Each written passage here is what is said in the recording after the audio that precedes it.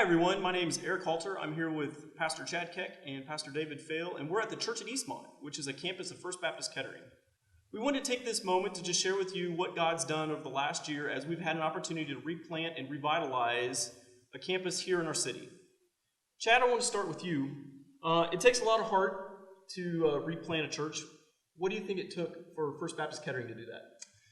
To replant a campus, to be part of revitalizing a church that's struggling and dying, you have to have a real heart for the Great Commission. You have to have a real heart for people.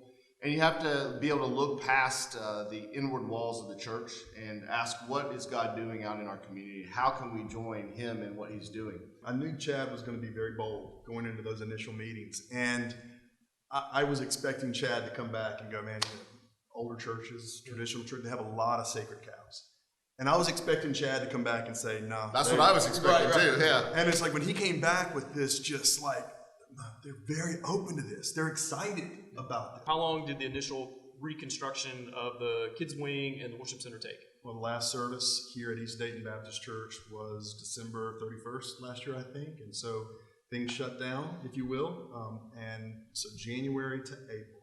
We had a launch on Easter Sunday last year in April. Which, looking back, that's pretty crazy. It is. It was very I don't impressive. know if we'd do it that quick again, but it worked. But it was pretty wild. I was nervous. I mean, that's some bold leadership there as well. I was very nervous about just having 4 months, because what we had to do in that 4 months, not just renovate this place, right? The paint, the carpet, I mean, the heating in the air, all kinds of sound, lighting, everything. There was making training. it wheelchair accessible, a lot of things that you need to do in a building that's 40, 50 years old. Kept going back to what it means to reach people, right? What does it mean? It means sacrifice. It means going when it's not comfortable to go, going into hard places, doing hard things, and trusting that God is going to fill in the holes, that He's going to provide what the needs are. I mean, we didn't have the money to do this. And then the year that we voted and decided to do this, with no money in the bank to do this, no budget line to do this, we had a budget overgiving of $200,000. What is that? I mean, that's all God, right? Because we didn't have the money to do this. All of a sudden, we finished the year. We're launching a campus in April, and we finished the year in December with over $200,000 in excess giving. Well, guess what? We were like, well, God clearly wants us to use this to invest in this other community. How did the launch go when you started in April? There was a few folks that walked in and saw the excitement and the energy during the soft launch. But on Easter Sunday, listen to this, we had already lined up one baptism. So how cool is it that on our launch Sunday, we had a baptism that took place.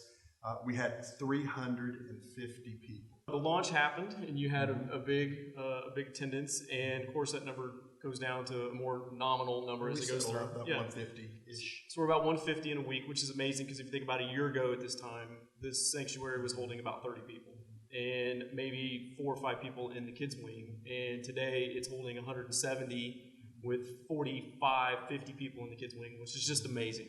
The life in this place every Sunday is amazing. It's always a joy to come and be part of worship here because just there's energy in the room, there's excitement in the room, and there's a harvest that's taking place. About 4 weeks ago, you baptized 6 people. And then 2 weeks later, 3 more people. We want to invite people to be transformed by Jesus, and we're seeing it. We're seeing lives that are being transformed by the gospel of Jesus Christ.